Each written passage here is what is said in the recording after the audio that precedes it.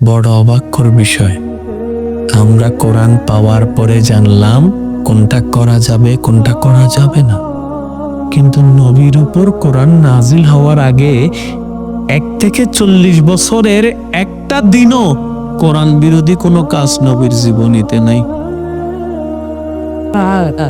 একটু বুঝুন, মাইকের আওয়াজ যদ্দূর যাচ্ছে, 1 থেকে 40 বছর আল্লাহ কোনো আদেশ নাজিল করে নাই, কিন্তু নবীর জীবন চলছে, নবীর সংসার জীবন চলছে, নবীর ব্যবসা জীবন চলছে, নবীর হাঁটা চলা চলছে, নবীর কথাবার্তা চলছে, নবীর বিজনেস চলছে, নবীর সাক্ষাৎ চলছে, নবীর বসা চলছে, নবীর শোয়া চলছে, নবীর বাকবিতণ্ড চলছে, নবীর সবকিছু চলছে, জীবন দ্বারা চলতে আছে, বিধান নাই, বিধান নাই। কিন্তু অবাককর বিষয়, এই 40 বছরের জীবন এত পবিত্র, এত সুন্দর, স্মুথ, এত নির্ভেজাল ছিল যে মুসলমান হওয়ার আগে মুসলমান কাফের যারা ছিল ওই কাফেররা পর্যন্ত বলতো সম্পদ বউয়ের কাছে নয়, মুহাম্মদের কাছে জমা রাখ, মুহাম্মদের কাছে জমা রাখ, মুহাম্মদের কাছে জমা রাখ। নিজের বউ ছেলেকে বিশ্বাস করা যায় না, আব্দুল্লাহর ছেলে মুহাম্মদকে বিশ্বাস করা যায়। সবাই মিথ্যে বলতে পারে, একজন যদি সত্য বলে সেটাই হচ্ছে মুহাম্মদ।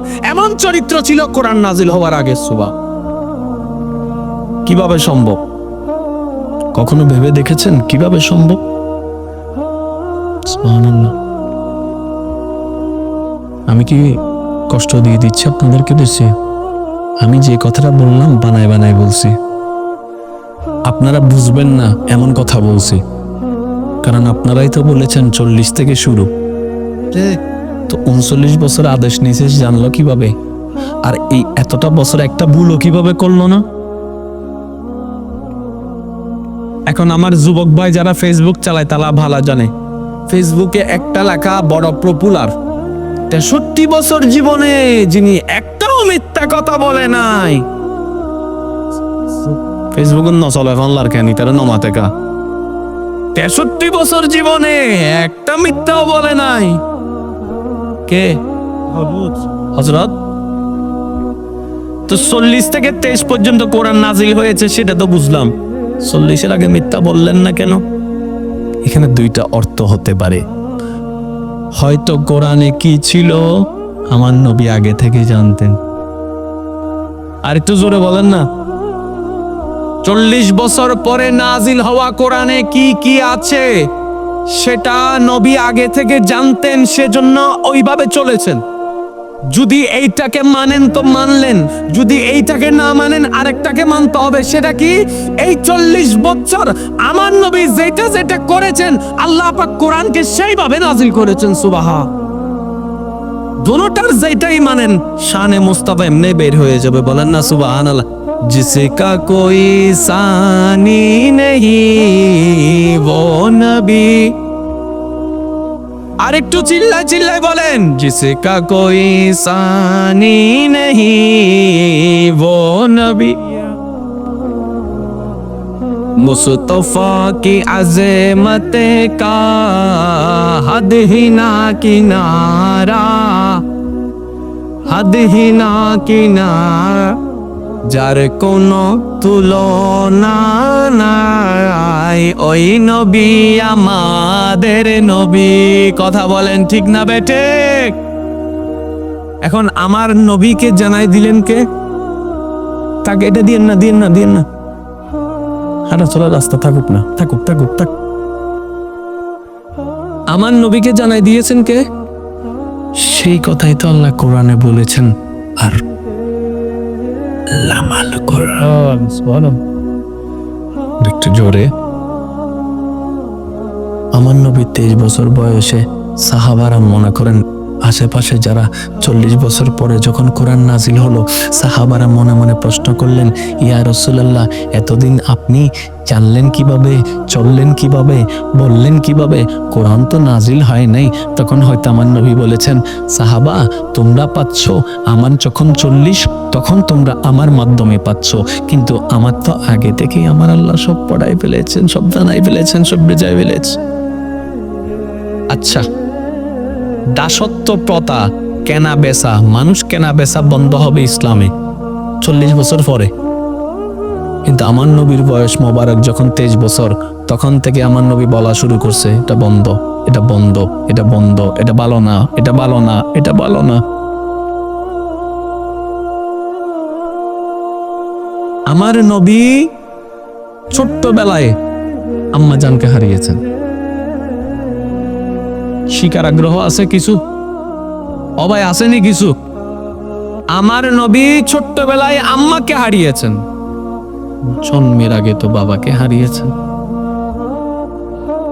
তাহলে যে দুইটা প্রধান অভিভাবক, বাবা এবং মা, দোনোটাই নেই। আচ্ছা, আর একটা জিনিস বলি আপনাদেরকে, আমার নবীর বাড়ি কোথায়?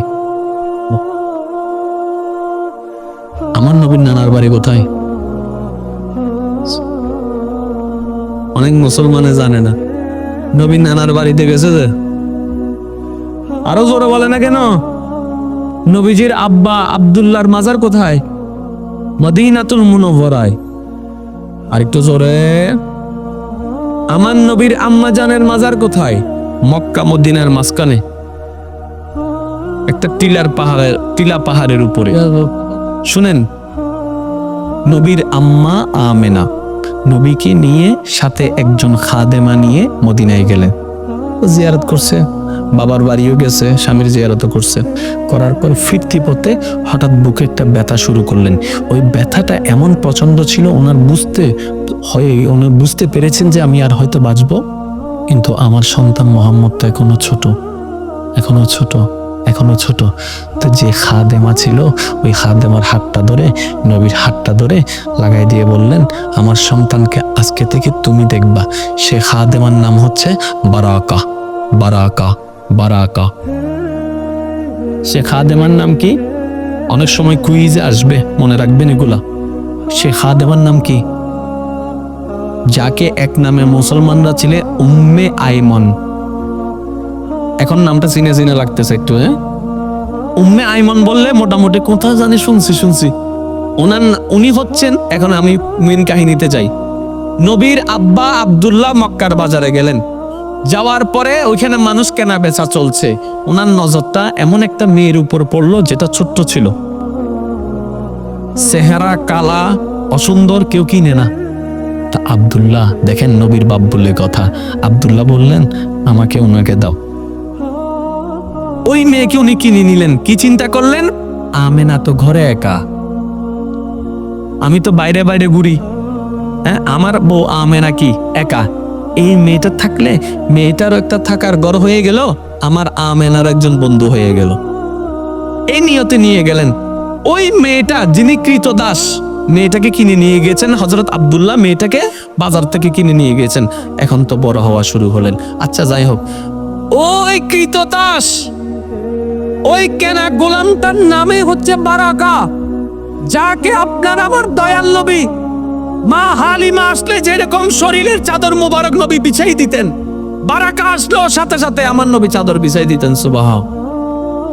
কোন বারাকা জানেন? আমার নবীর একটা অপছন্দনীয় কাজ, আমার নবীকে খাওয়া নিয়ে জোর করলে নবী রাগ করতেন। আরো জোরে বলেন না। আমাদের ভিতরে অনেকে আছে, খাবার নিয়ে জোর করলে মেজাজ গরম হয়ে যায়। ভাই আর ফ্যাট আছে তো, বুক লাগে, হাইম দেয় না। মাতে মাঝে মধ্যে বিয়ে বাড়িতে গেলে, অবার মেহমানদারি করতে গেলে চাইও এন ভাবে তরহারি দিতে বা তয় ফান যায়। আমার কথা হচ্ছে, খাওয়া নিয়ে জোরাজোরির তো দরকার নাই, যার যদ্দূর পারে নিয়ে খাবে। সেজন্য অনেক অনুষ্ঠানে গেলে কিংবা বাড়িতে গেলে অনেক সাহেবা দাওয়াত চালাকি করে কি বলে, ভাই যার যেটা পছন্দ নিয়ে খান।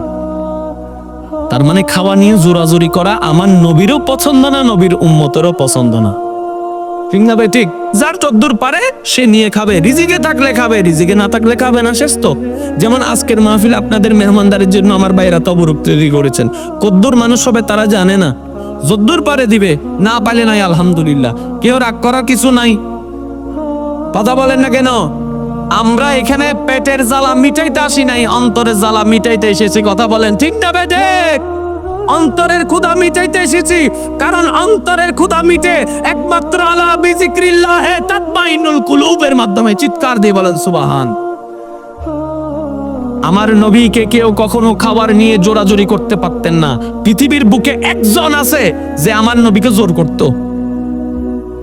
ওনার নামই হচ্ছে উম্মে আইমন, ওনার নামই হচ্ছে বারাকা।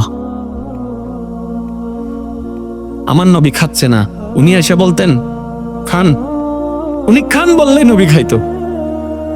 আরো জোরে বলেন না। কেন জানেন? যখন মা আমেনা দুনিয়া থেকে বিদায় নিয়েছেন, এই তৎকালীন সময়ে মাঝপথের মধ্যে এই বারাকা উম্মে আইমন নবীকে কোলে করে একাই পথ পাড়ি দিয়ে এসেছেন। মায়ের আদর দিয়েছেন, মায়ের আদর দিয়েছেন, মায়ের আদর দিয়েছেন। এই উম্মে আইমনকে আমার নবী বিয়ের জন্য বলেছেন।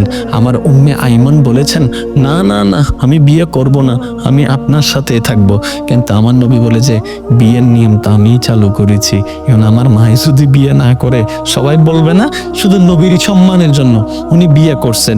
সেই জায়গায় ওনার স্বামী মারা গেছে। আরেকদিন আমার নবী বলে যে আমার সাহাবারা শুনো, তোমাদের মধ্যে এমন কি কেউ আছো যে একটা জান্নাতি নারীকে বিয়ে করবা? ওরে আল্লাহ, বলতে দেরি সাহাবায়ে কেরাম কয়েকজন দাঁড়ায় গেছে, ইয়া রাসূলুল্লাহ আমি করব, ইয়া রাসূলুল্লাহ আমি করব, ইয়া রাসূলুল্লাহ আমি করব। এখান থেকে একজনকে বাছাই করে আমার নবী বিয়ে দিয়ে দিয়েছেন। ওই ঘরে হয়েছেন আইমান, ওই ঘরে হয়েছেন একটা সন্তান, নাম রাখা হয়েছে আইমন।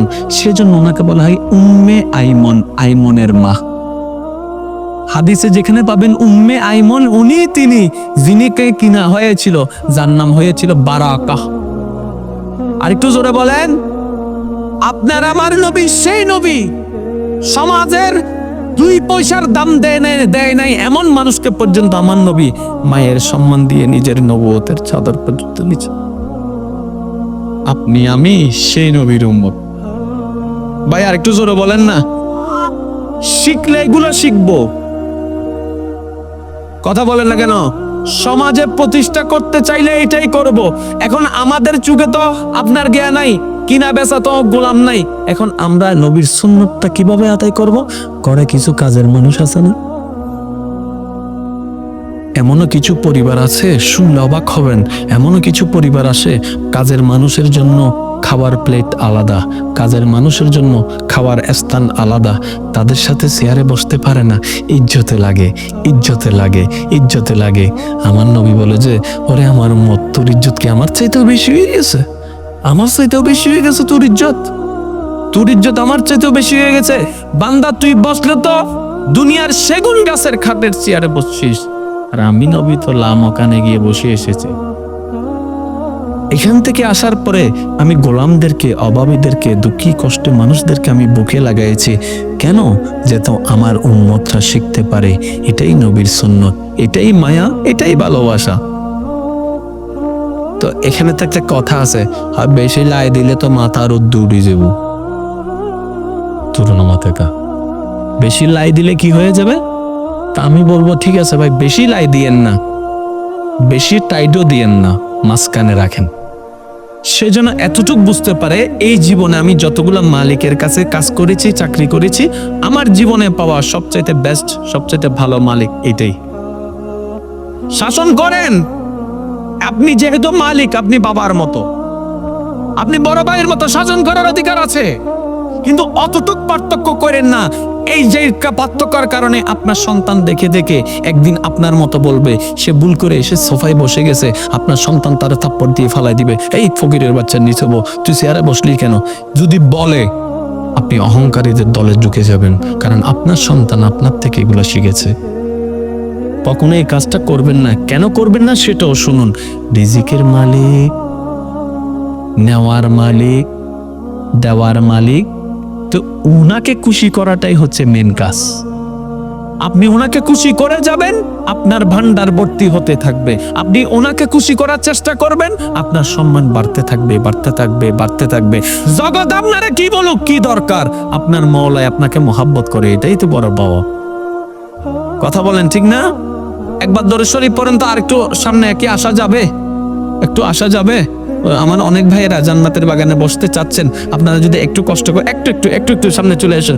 নূর ওয়ালা আয়া হে নূর লেকর सारे आलम में ये देखो कैसा नूर छाया है। अस्सलातु वस्सलाम तिकाया कर रसूल अस्सलातु वस्सलामु अलैका या দেখি দেখি সবাই মিলে পড়লে শুনতে কেমন লাগে? আসসালাতু ওয়াসসালামু আলাইকা ইয়া আসসালাতু ওয়াসসালামু আলাইকা ইয়া হাবিবাল্লাহ নূর वाला